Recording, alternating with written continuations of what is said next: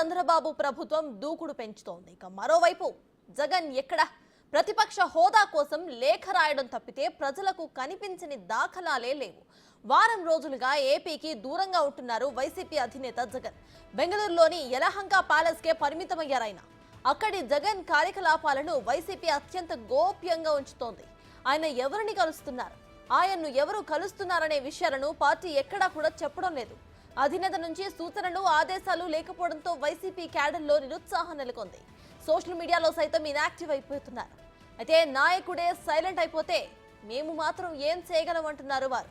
జగన్ జమానాలో వెలుగు వెలిగిన నేతలు, మాజీ మంత్రులు పక్క రాష్ట్రాలకు వెళ్లిపోయారు. హైదరాబాద్, చెన్నై, బెంగళూరుకి మకాం మారుస్తున్నారు.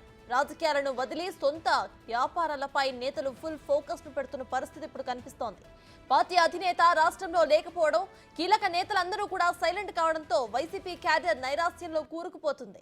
విజయవాడలోని పార్టీ ప్రధాన కార్యాలయంతో పాటు రాష్ట్ర వ్యాప్తంగా అన్ని వైసీపీ ఆఫీసుల్లో కార్యకర్తలు, నేతలు ఎక్కడా కనిపించని పరిస్థితి నెలకొంది.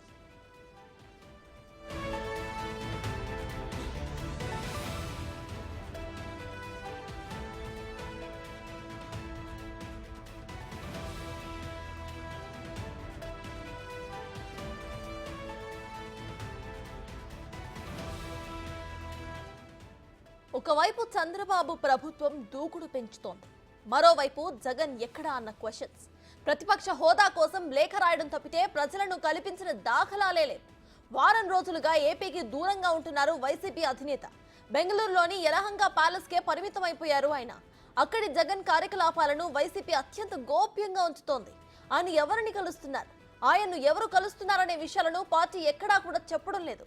అధినేత నుంచి సూచనలు ఆదేశాలు లేకపోవడంతో వైసీపీ క్యాడర్లో నిరుత్సాహం నెలకొంది. సోషల్ మీడియాలో సైతం వారందరూ కూడా ఇన్యాక్టివ్ అయిపోతున్నారు. ఇక నాయకుడే సైలెంట్ అయిపోతే మేము మాత్రం ఏం చేయగలమంటున్నారు వారు. జగన్ జమానాలో వెలుగు వెలిగిన నేతలందరూ కూడా మాజీ మంత్రులు పక్క రాష్ట్రాలకు వెళ్లిపోయారు. హైదరాబాద్, చెన్నై, బెంగళూరుకి మకాం మార్చేశారు. రాజకీయాలను వదిలి సొంత వ్యాపారాలపై నేతలు ఫుల్ ఫోకస్ పెడుతున్న పరిస్థితి ఇప్పుడు ఏపీలో నెలకొంది. పార్టీ అధినేత రాష్ట్రంలో లేకపోవడం, కీలక నేతలు అందరూ కూడా సైలెంట్ కావడంతో వైసీపీ క్యాడర్ నైరాశ్యంలో కూరుకుపోతుంది. విజయవాడలోని పార్టీ ప్రధాన కార్యాలయంతో పాటు రాష్ట్ర వ్యాప్తంగా అన్ని వైసీపీ ఆఫీసుల్లో కార్యకర్తలు, నేతలు ఎక్కడా కనిపించని పరిస్థితి నెలకొంది.